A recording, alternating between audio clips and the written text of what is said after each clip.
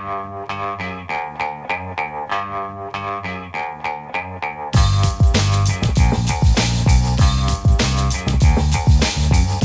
the Brian Lair Show on WNYC. Good morning again, everyone. I'm Bridget Bergen, sitting in for Brian today. I hope you're taking care of yourself. I hope you're staying hydrated and keeping cool. It is hot out there. As we continue to recognize the 250th anniversary of the adoption of the Declaration of Independence on the 4th of July, you're probably going to hear the familiar story themes a lot. Philadelphia, the document, the Founding Fathers. But our next guest has written a history of the American Revolution that barely starts in Philadelphia at all. Her book argues that the ideals we celebrate as ours, liberty, equality, consent, and the pursuit of happiness, weren't invented in 13 colonies and exported to the world. They were already happening around the world, and the revolution grew out of that global moment as much as it shaped it. The title comes from a less quoted line of Thomas Paine's, a founding father, "Freedom hath been hunted round the globe." The chapters of the book open in, not Boston, but in a slave-trading castle on the coast of Ghana, a famine in Bengal, a besieged rock at Gibraltar, a Seneca cornfield in what's now upstate New York. Each one is a different window onto what freedom actually meant to the very different people living through this era, including the enslaved and the indigenous. It's a bigger, messier, and maybe in some ways more honest picture of how the United States came to be. Sarah Pearsall is a professor in the Department of History at Johns Hopkins University and author of the new book, Freedom Round the Globe, A World History of the American Revolution. Professor Pearsall, welcome to WNYC. Oh, it's so nice to be here. Thank you for having me.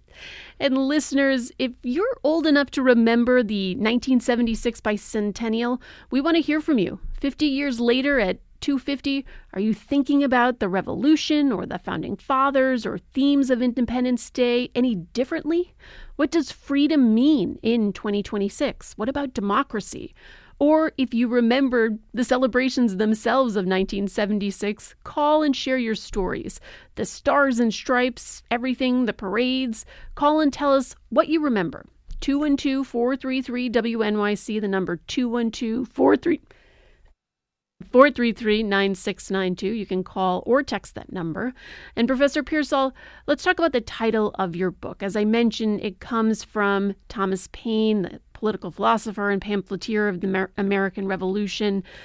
Patriots love to quote common sense, calling America, quote, an asylum for mankind. But you point out the line right before it, freedom hath been hunted round the globe. So what did Paine mean, and why did you build the whole book on that lesser-known phrase? I became very interested in his idea about freedom being hunted. What he meant really was that freedom was being hunted down and destroyed around the globe, that there was a lot of oppression in a global register across a lot of different places. But of course, it also, for me, was an interesting launching point to think about how people around the globe were looking for, searching for, hunting for freedom. And freedom, of course, has held different meanings for people. So the usual story, of course, is that in 1776, the idea of liberty went out into the world. You argue it ran the other way, that walk us through some of that. What were people in Bengal or the Caribbean or West Africa already saying about slavery and freedom before the Declaration was drafted? Well, in fact, it was quite a lively discussion, and in part because of British imperial victories in the 7 Years' War, which ended with the Treaty of Paris in 1763. The British Empire was enlarged. There were many more British colonies, including in Canada, including in the Floridas, including in the Caribbean, and also new kinds of forts and entrepôts of empire in places like India, in places like West Africa. And in fact, it's the acceleration of slavery as both a literal experience, as for example, in those West African slave trading forts, but also in a lot of other places, as well as a symbol of oppression by this new imperial government.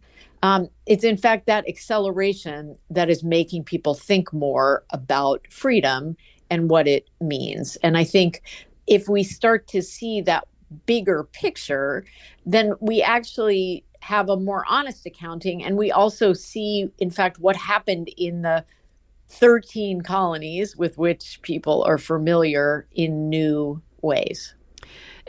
I understand you made a formal rule for yourself while writing this book. Every single chapter has to begin somewhere other than the 13 colonies. A tavern in St. Kitts, a hall at Versailles. That's a real constraint. What does starting elsewhere let readers see that starting in Philadelphia or Boston just wouldn't? So it was a very deliberate design on my part. I wanted to pull the story away from those places that we think of, right? The Boston Tea Party, the Philadelphia Convention, the Yorktown Surrender. I wanted to move beyond those and think about this bigger world. I still tell the narrative of the American Revolution in the sort of traditional 13 colonies, but every chapter starts elsewhere in order to tackle a particular ideal. So, for example, the first chapter that begins in what is now Detroit, I think about the ideal of unity, and in doing so, I'm sort of able to unpack both how other people were understanding these in this new moment of the 1760s and 1770s in the wake of this imperial triumph of the British, and also how that affects what took place in the 13 colonies. What I discovered in part in teaching and doing research is that most people are not aware that, in fact, there were at least 26 British North American colonies, not 13, that included in this period, as I said, Canada, islands in the Caribbean, British East and West Florida. And if we start there, then our questions become a little more interesting, a little more complicated. We have a lot to explain already. Why did the 13 colonies rebel? But then we have another question, which is why these other ones did not. And sort of what was the process by which what we came to know as the iconic 13 colonies actually emerged out of this wider pool of colonies. And that's a question that hasn't really been fully addressed. There have been sort of books that have thought about the Caribbean aspect or an article here or there about Canada, but there hasn't been a sort of treatment that sort of puts those all together and thinks about how all of those different places were driving what we come to know as the American Revolution. So, Professor, you've written an entire book on this, so I'm going to ask you this broad question and hope for, the very short version of that answer. But so why did those other 13 colonies not rebel with what we think of as the 13 colonies? Well, I mean, there are different reasons for that. One of the chapters in my book starts in Quebec.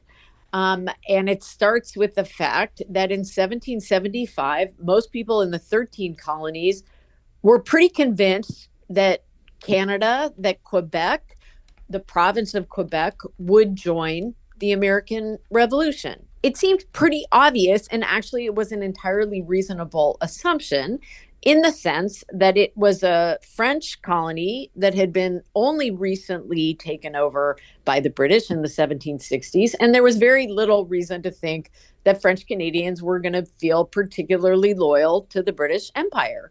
And in fact, many of them were entirely on the side of resistance. There are literally women who are going door to door in their parishes near Quebec, drumming up support for the American Revolution in 1775. these women and men who are doing this, these Canadians, are too often forgotten. So what happened? Why didn't Canada join? Well, then that becomes a complicated story. There were a lot of friendly overtures. Continental Congress wrote letters, both the first and second Continental Congress. They were translated into French. They paid to have them translated and to have 1,000 copies of each distributed in Canada. They tried really hard to win them over. But when they didn't sort of immediately come over, and that's partly because of the British governor who was in charge, they decide they're going to invade, which they do. And they succeed in late 1775 in taking Montreal. But then they get to Quebec and they decide to launch a siege of Quebec in December 1775. I can just say that December is not a good time to start a siege in Canada. It's hard to put our heads there right now because it's so hot on the East Coast today. But it was a little really chilly. Cold. And because the terms of service are expiring for Washington soldiers, they decide they know that they're going to expire at the end of the year. So they forge ahead. Wow. They forge ahead despite the fact they have very few supplies. They do not have enough food. Many of the soldiers are malnourished by the time they get to Canada. They are also, in many cases, suffering from smallpox, which is a pandemic during the same years as the Revolution. And it's a disaster. They fail utterly. The general in charge, Richard Montgomery, is killed within the first couple hours of fighting. A third of the American soldiers are taken as prisoners of war, and it's a complete defeat.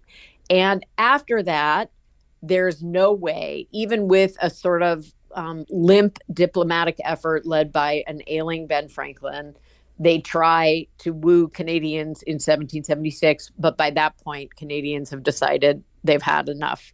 And they do not want to ally with the Americans.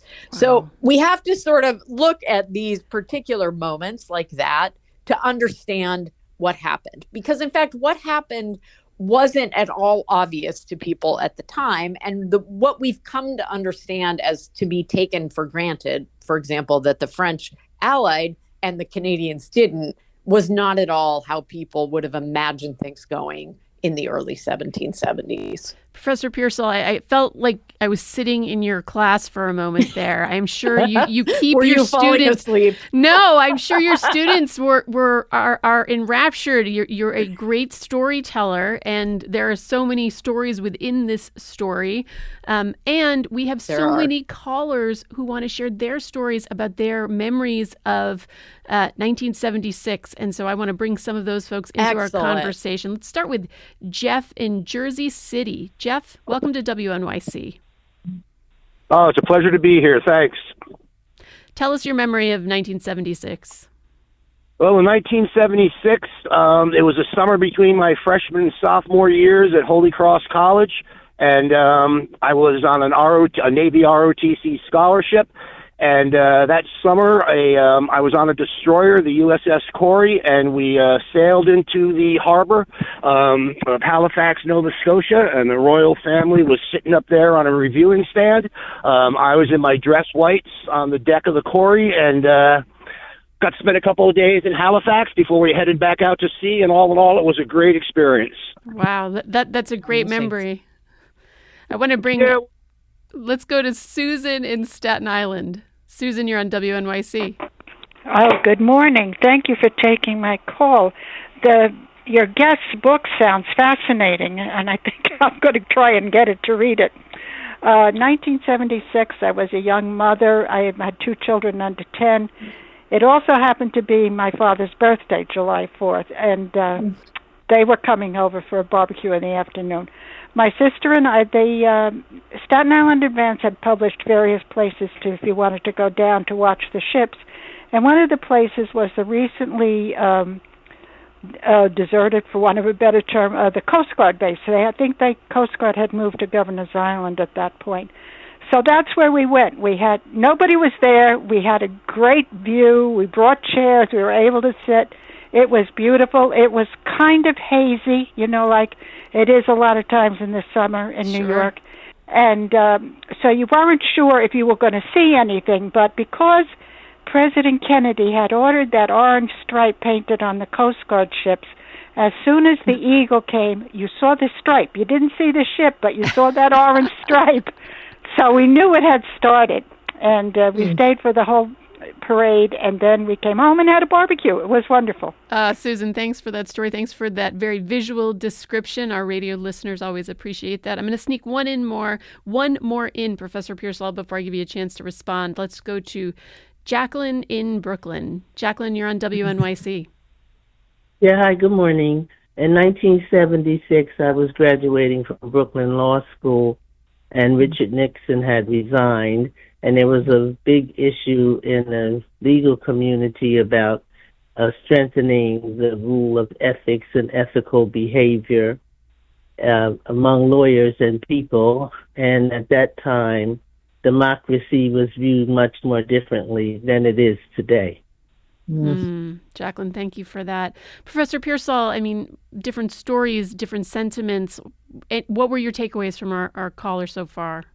Well, what I heard was a lot of joy in the moment, even though there was also a recognition, especially with the final caller, about the sort of complicated politics of the mid-1970s, the Watergate scandal, the resignation of Nixon, the termination of the Vietnam War, all of those things that did lead to division and divisiveness. But nevertheless, I think what I heard was people sensed that there was a unifying and celebratory event or series of events that was engrossing, that was uplifting to people.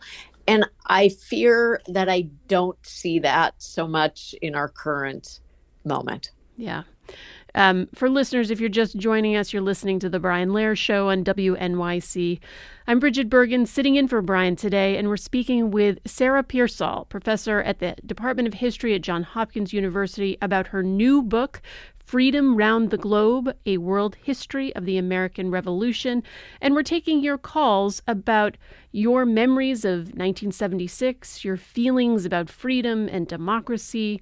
I'm going to go to one more caller, Professor, before we jump back to talk a little bit more about your book, just for another perspective on how people feel about this moment. Let's go to Ron in Crayville, New York. Ron, you're on WNYC.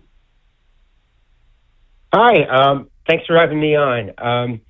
What I was going to say is that when the bicentennial occurred in 1976, I was in sixth grade, but the preparation for it started for us in elementary school in New Jersey in fourth grade. And there was such a surge of community unity and excitement and anticipation. In fact, one day we were having a dress up at school of revolutionary costumes, and I, of course, didn't pay attention, didn't know that I had to have a costume. And I ran home at noon, and my mother put together a costume so I could be in the newspaper. Like a three-corner hat and a blouse and, velvet pants. And but the more serious point being is that it was such a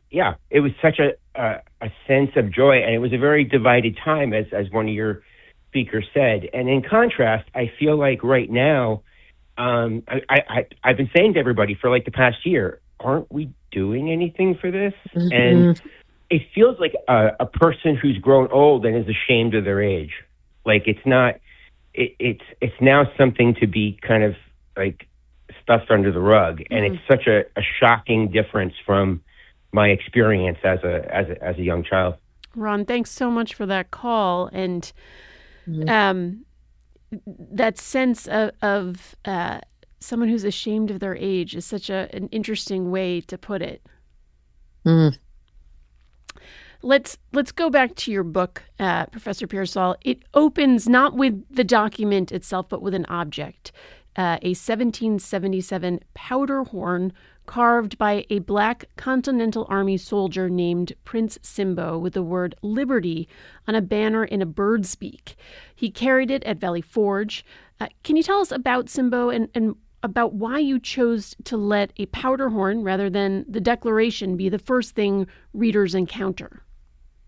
Well, I became kind of low-key obsessed with this powder horn.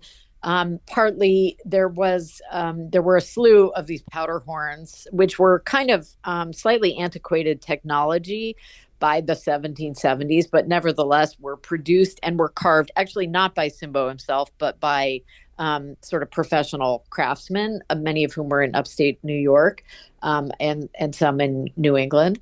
And this powder horn, Prince Simbo's powder horn, it included his name and the date. He was from Connecticut, but also it included various pictures of the natural world, a sun and a tree and a deer, and also this bird with this banner saying liberty. And it became very interesting for me to think about. We don't know a great deal about Prince Simbo, but we know that he was a Black soldier who served on the American side.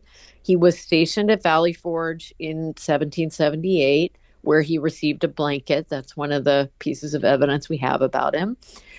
We know that he came from an area where, like all the colonies in the early 1770s, had slavery.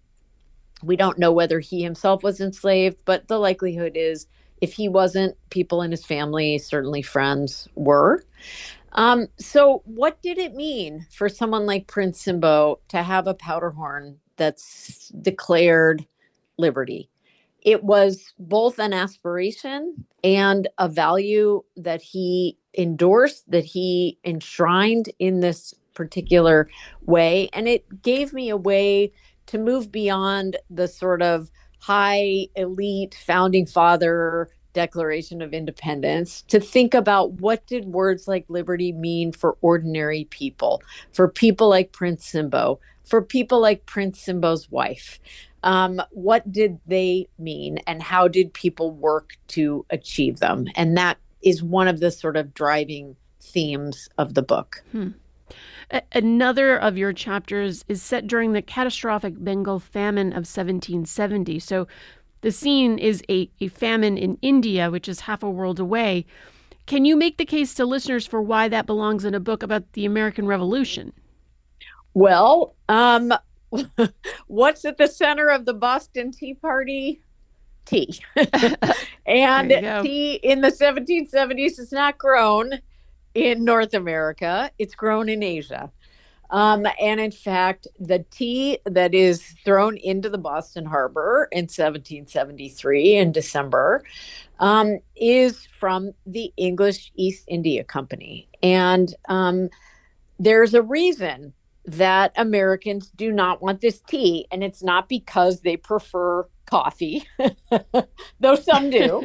But because this tea comes to symbolize something corrupt, something monopolizing, something oppressive, something poisonous.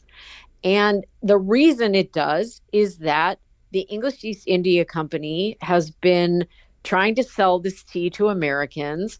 They have also been making imperial inroads in Bengal, India. And they had become the de facto rulers of that province after a series of events and British victories in the 1750s and 60s. And as part of that, they are in charge when a drought begins in 1769. And in the face of that drought, they take very few measures to alleviate suffering. And in fact, they continue to expect taxation at the same levels, and they send soldiers out to collect taxes from starving people who can't pay them. They end up flogging some of these people who cannot pay. Some of those people die. There are protests about this behavior. Nevertheless, this situation continues, and it leads to a famine that kills literally millions of South Asians. Wow. That story is picked up by the press, and it circulates widely, in the American colonies. And by 1773, when Parliament passes the Tea Act, which actually takes away tariffs from EICT and actually would have made EICT cheaper for American consumers, they look upon it with horror because, as several of them say explicitly, including John Dickinson, who's famous for his letters from a Pennsylvania farmer in the 1760s, they say, we see what the EIC has done in Asia, and now they're turning to America and they want to enslave and oppress us the way they have enslaved and oppressed Indians. And that, to me, was a kind of stunning realization that there was this very clear, very explicit connection between what was going on in Asia and what was going on in North America.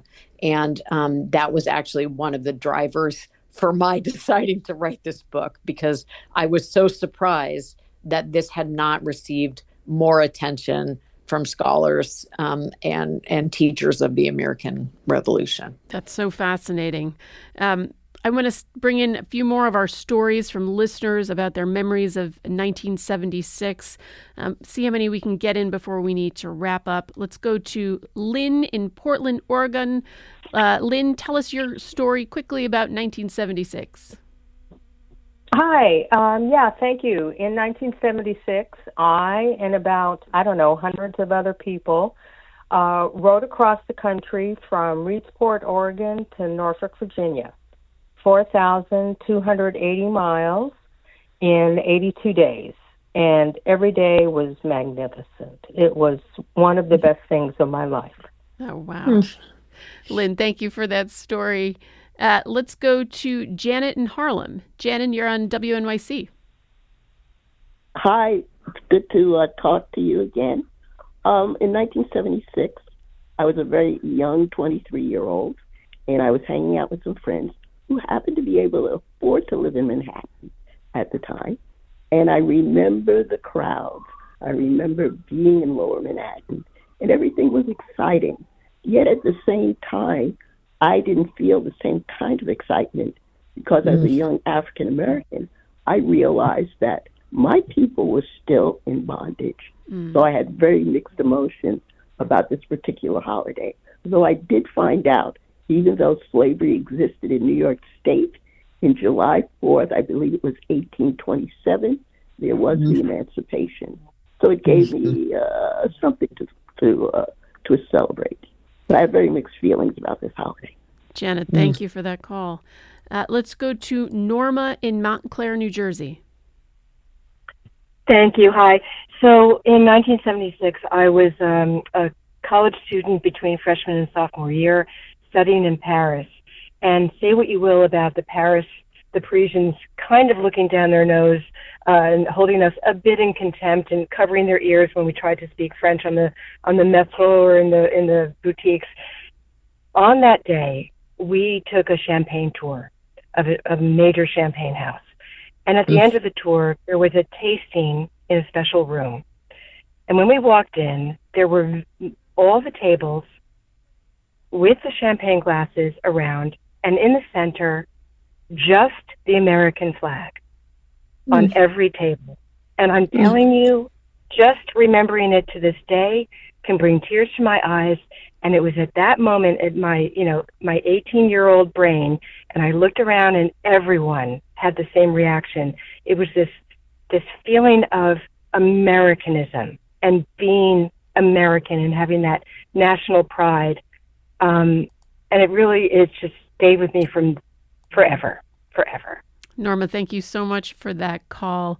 That's a great story to end on. I'm going to sneak in one text just because I love it so much. A listener wrote, honestly, the unity and pure joy I observed as New York celebrated the New York Knicks reminded me of July 4th, 1976. In the celebration in Battery Park, the unity and joy we experienced as thousands of us slowly shuffled out of the park together towards home.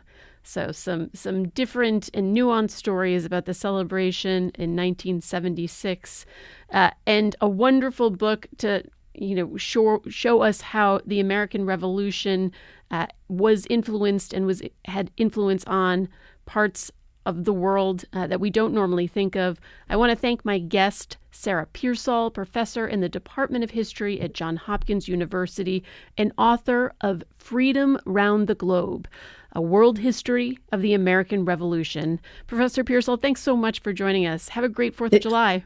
Thank you. You too. Happy 4th, and wonderful to hear from your listeners too. WNYC's journalism and storytelling is heard by millions of passionate listeners. Sponsors of our programming gain our listeners' attention and their respect. Learn about how your organization can support WNYC and WNYC Studios at sponsorship.wnyc.org. The United States is about to mark its 250th anniversary. And so, on the Global Story podcast from the BBC, we're telling surprising tales of American influence on the world stage and in ordinary people's lives all across the globe. We have this ability to export our story, and a lot of people have bought it. I feel like the American dream is alive but not well. From the BBC, it's the United States at 250. Listen wherever you get your podcasts or find us on YouTube.